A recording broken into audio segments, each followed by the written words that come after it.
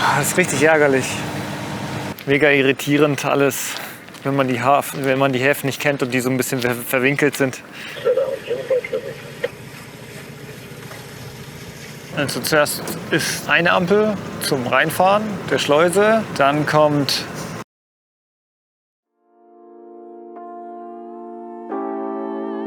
Beim letzten Mal haben wir unsere Zeit auf Norderney verbracht. Trotz Sturm haben wir die Insel erkundet und uns von ihrer wilden Schönheit beeindrucken lassen.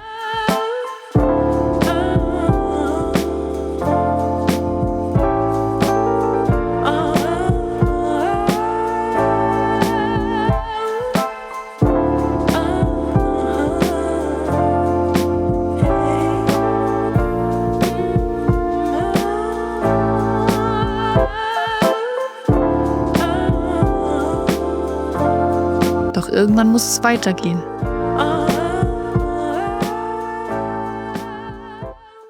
so nach quälend 8 langen Tagen schaffen wir es endlich von der Insel runter. Unser nächstes Ziel, Borkum. Da hinten sieht es ja schon wieder super ungemütlich aus. Aber Doro hat jetzt mal kurz abgecheckt. Es soll nur ein kleiner Regenschauer sein. Nicht mal eine halbe Stunde draußen und schon fängt an zu regnen.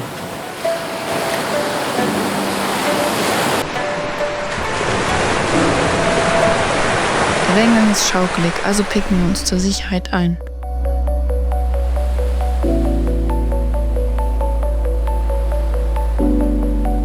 Die nächste kleine Herausforderung. Hier gibt es Untiefen. Und zwar bei Niedrigwasser 0,1. Das heißt, man kommt hier nur mit Hochwasser durch.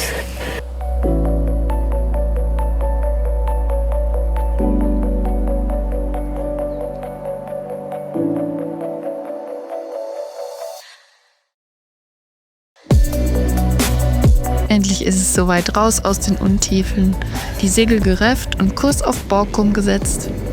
Der nächste Stopp auf unserer Reise.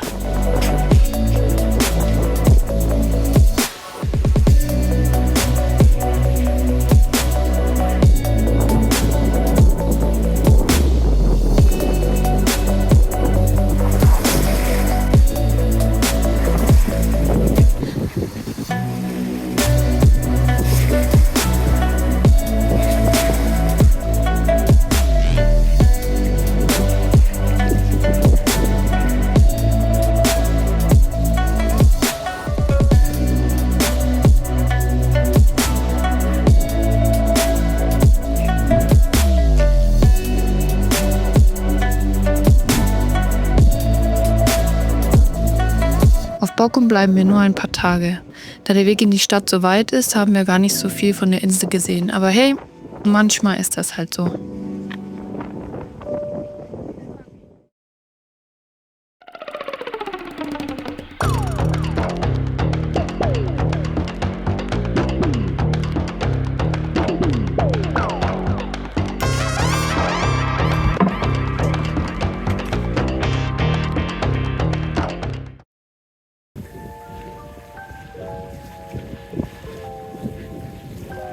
Wir überlegen jetzt halt, ob wir in Lauersund in die stehende Mastroute gehen oder ob wir noch das Wetter nutzen und weiterkommen. Weil das Wetter gerade okay ist und wir das schneller mit Segeln sind als unter Motor in den Kanälen wahrscheinlich. Weil das letzte Mal, als wir auf der Nordsee gesegelt sind, waren die Wellen so hoch und haben uns so durchgeschüttelt, dass wir keinen Bock mehr haben.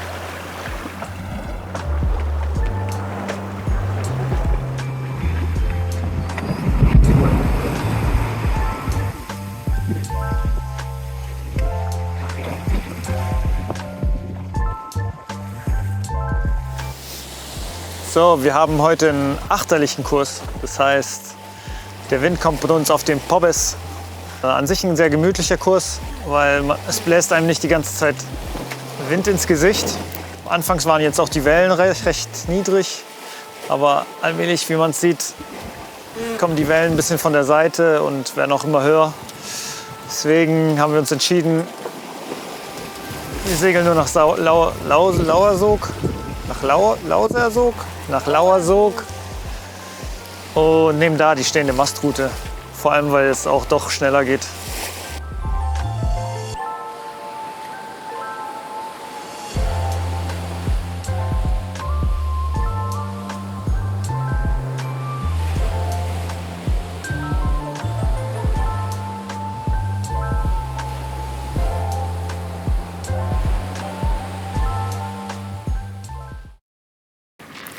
So, wir sind jetzt in den Niederlanden endlich angekommen. Gestern war es schon dunkel, als wir den Hafen eingefahren sind. Mega irritierend alles, wenn man die Häfen nicht kennt und die so ein bisschen verwinkelt sind. Wir haben auch gar keine Zeit, wirklich großartig hier was von Lauwersoog zu zeigen. Jetzt geht es weiter in die stehende Mastroute.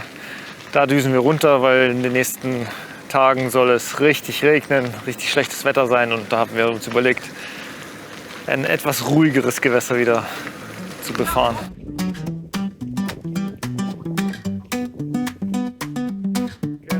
Die stehende Mastroute beginnt direkt mit einer Schleuse. Im Gegensatz zum NOK macht man hier an Pollern fest. Super angenehm, super einfach, so mögen wir das.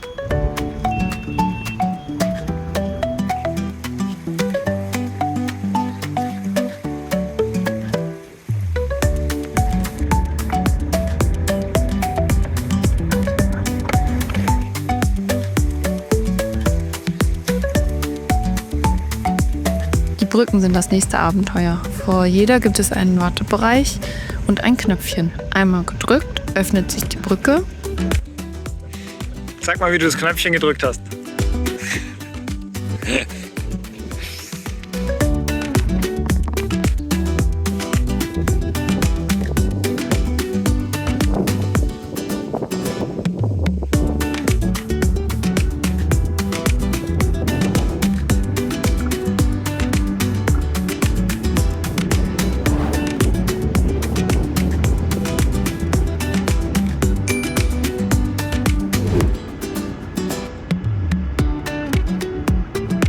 Und sogar der Verkehr wird für uns gestoppt.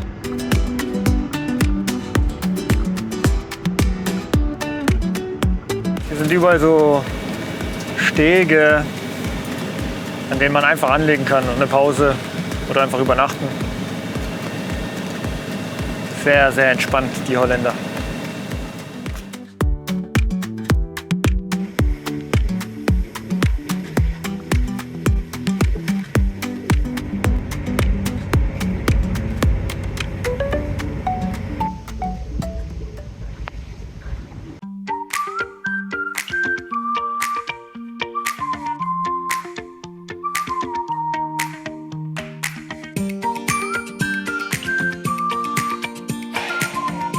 Auf der stehenden Mastroute herrscht viel Verkehr.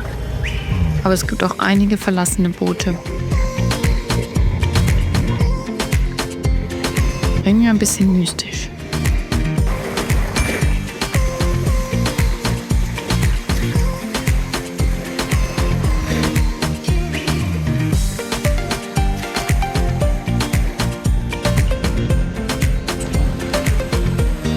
Zum Glück haben wir fantastisches Wetter. Bei Sonne und blauem Himmel macht die Fahrt doppelt Spaß und die Aussicht ist einfach herrlich.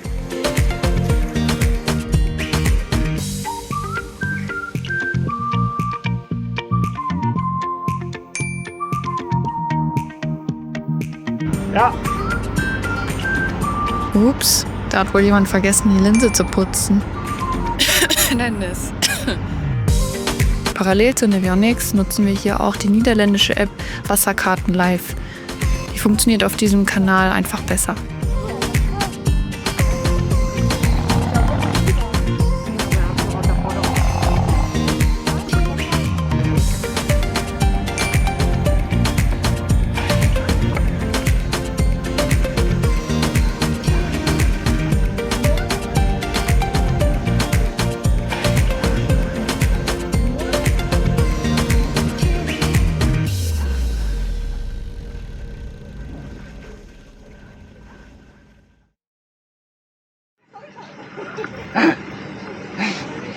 Mit einem Schuh. Danke, Joel. Und dann, Überraschung, eine Brücke wird manuell bedient. Hol mal den Geldbeutel hoch. Und das kostet. Also mal eben 5 € in den Schuh abgedrückt.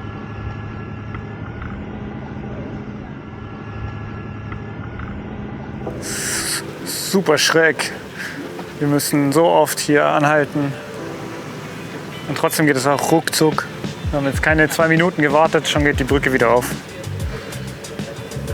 In Deutschland unvorstellbar.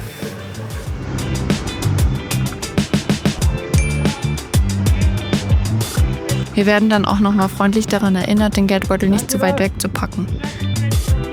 Die nächste Brücke kommt bestimmt und mit ihr der nächste Schuh.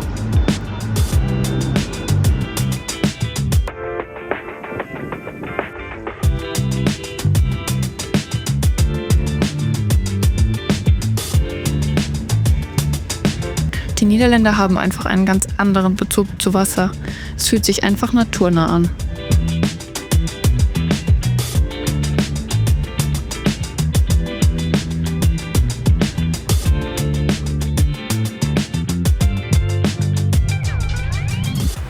Späte Mittagspause. Das heißt, erstmal warten.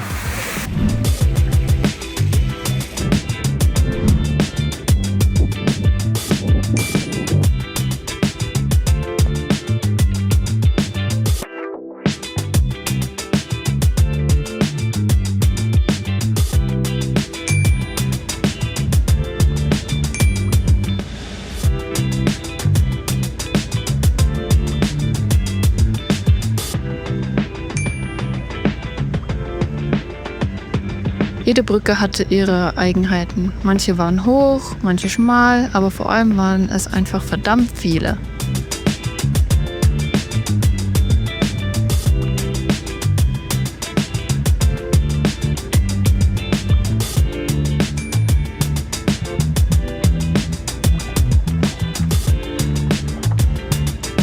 Und diese hier war die erstaunlichste. Eine ganze Plattform wurde einfach in die Höhe gehoben.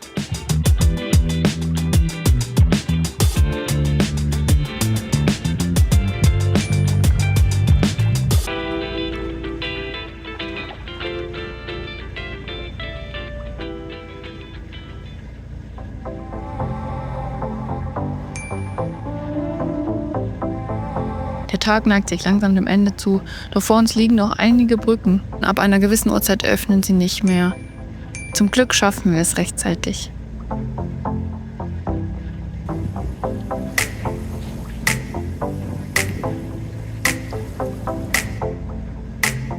Wird immer dunkler, aber wir haben noch 10 Minuten Weg vor uns. Ja, es wird anstrengend, die ganze Zeit immer nur im Dunkeln anzukommen.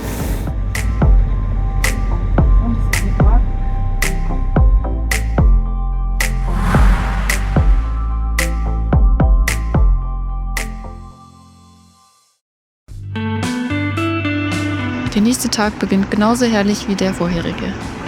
Sonnig, ruhig, wunderschön.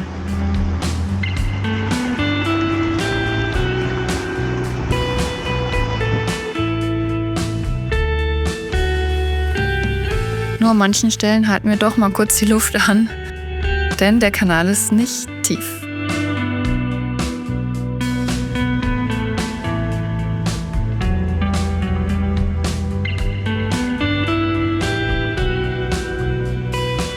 Jedoch öffnet eine Brücke für längere Zeit nicht.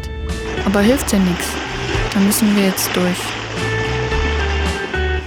Aber die gute Nachricht ist, wir können jetzt endlich mal zusammen essen. Was gibt's? Sag du es mir?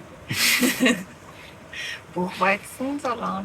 Buchweizen, Karotten, Paprikasalat.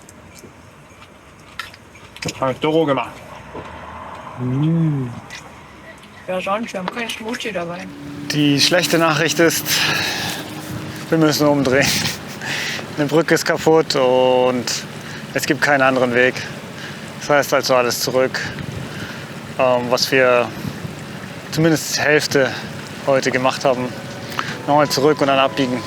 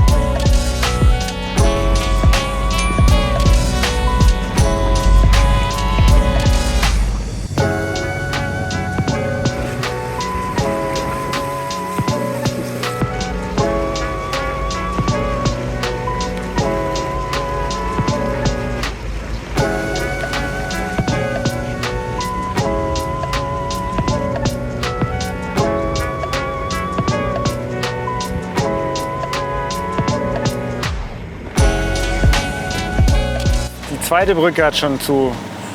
Jetzt haben wir das Problem, dass wir außen rumfahren müssen. Und jetzt wissen wir nicht mal, ob wir es heute zu unserem Zielhafen schaffen. Das ist richtig ärgerlich.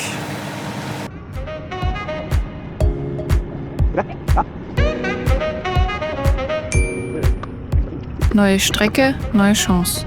Und dann dieser enge Kanal, links und rechts Boote geparkt, dazu noch Gegenverkehr. Nichts für schwache Nerven.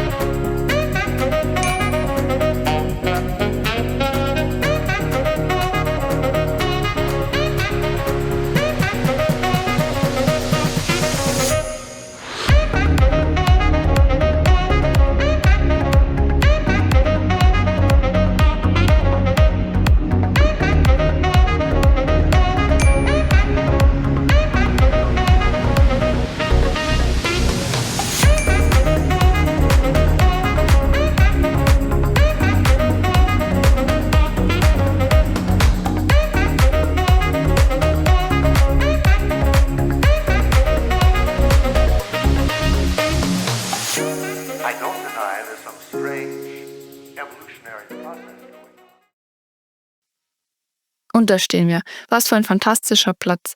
Mitten in der Natur, ein wunderschöner Steg. Nach so vielen Motoren müssen wir natürlich auch irgendwann tanken. Der Diesel hier auf dem Kanal ist allerdings nicht gerade günstig. Also erstmal unseren Kanister aufbrauchen. Wir haben da einen Trick empfohlen bekommen. 2 Schläuche in den einen pusten, durch den anderen läuft dann der Sprit. Klingt einfach, aber wenn man nicht richtig abdichtet, läuft halt gar nichts.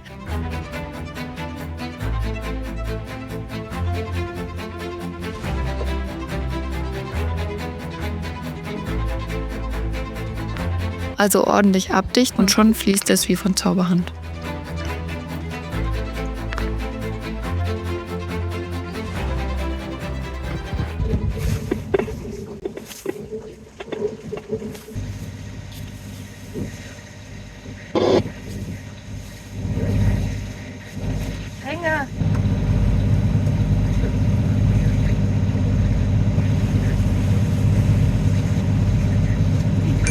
So, kurze Pause, beziehungsweise Zwangspause. Wir müssen jetzt warten, bis die Schleuse öffnet. Es steht schon 31. Aber wir verstehen noch nicht ganz, wie das ganze System hier funktioniert. Deswegen warten wir einfach mal. Und die Party geht los.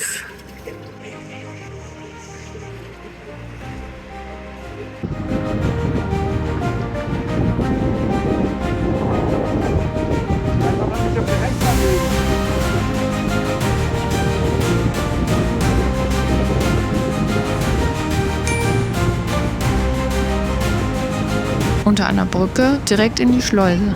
Keine Zeit zum Nachdenken. Einfach rein da. Doch dann etwas zu viel Schwung. Also schnell reagieren.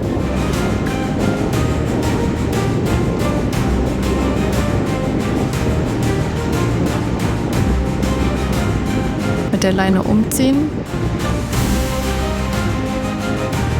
Und schon passt das. Keine 10 Minuten später öffnen sich die Tore.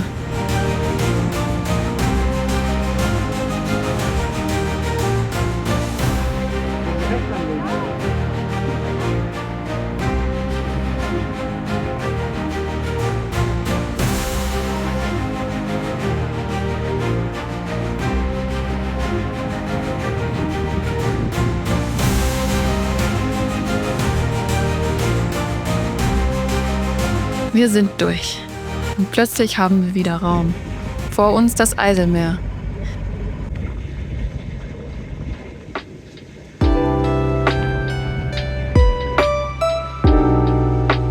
Riesige Windräder am Horizont und ein unglaublich ruhiges Gewässer.